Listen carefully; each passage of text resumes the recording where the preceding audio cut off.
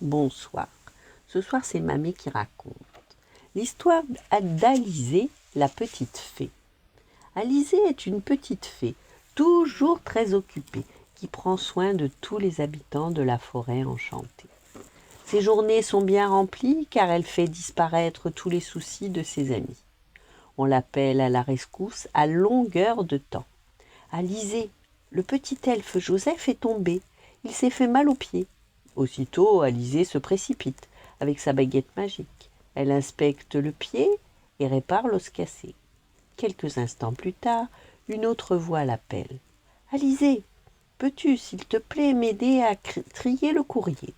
demande gentiment la fée courrier. Et à l'aide de sa fidèle baguette, Alizée fait des tas d'enveloppes pour aider la factrice à effectuer sa tournée. Lorsqu'elle a fini, un autre appel retentit. « À l'aide, Alizée, la petite Élisa s'est perdue !» La petite fée volette rapidement aux alentours de la forêt, à la recherche de l'enfant disparu. Après plusieurs heures, elle découvre enfin Élisa, assise près d'un gros arbre, en larmes. « Mais que s'est-il passé ? Pourquoi es-tu ici ?» demande doucement Alizée. « Tes parents sont inquiets, tu sais. » « J'ai ramassé des champignons et je me suis un peu éloignée. Ensuite, j'ai pas pu retrouver le chemin de la maison. J'ai appelé très fort, en vain. J'ai eu peur de passer la nuit ici. » Alizée rassure la petite fille et la ramène chez elle. Ses parents la remercient vivement. « Merci beaucoup. Que ferions-nous sans toi, chère Alizée ?» Et tous les soirs, après une longue journée de travail, Alizée aide les enfants à s'endormir en leur lisant des histoires ou en chassant les cauchemars.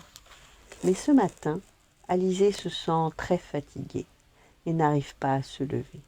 Elle reste dans son lit à moitié endormie. C'est la première fois qu'elle n'apparaît pas aux aurores pour aider les habitants de la forêt enchantée. Ceux-ci sont étonnés. Mais où est donc passée la petite fée ? Ils la cherchent toute la journée sans succès. Je pense qu'elle n'est pas sortie de chez elle aujourd'hui, suggère le petit Joseph. Les habitants de la forêt se dirigent alors vers la maisonnette dont les volets sont restés fermés. Et ils découvrent la petite Alizée emmitouflée sous sa couette, les joues très roses et les yeux mouillés. « Je suis désolée, sanglote-t-elle. Je ne suis pas venue vous aider aujourd'hui. Je suis trop fatiguée. » « Mais c'est normal, tu travailles trop. Nous ne t'avons pas ménagé jusqu'à présent. Tu es toujours là pour nous.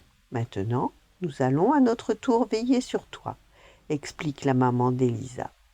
Les elfes et les fées se relaient ainsi, jour et nuit au chevet d'Alizée. Ils lui préparent ses repas, ils lui font son ménage, ils lui racontent des histoires, et petit à petit, la petite fée reprend des forces. « Merci les amis, grâce à vous je me sens vraiment mieux », s'exclame un matin Alizée. Depuis ce jour, Alizée travaille toujours autant, mais fait des pauses de temps en temps, car elle a bien compris que même une petite fée, ça doit se reposer. Voilà, bonne nuit, faites de beaux rêves, et à demain.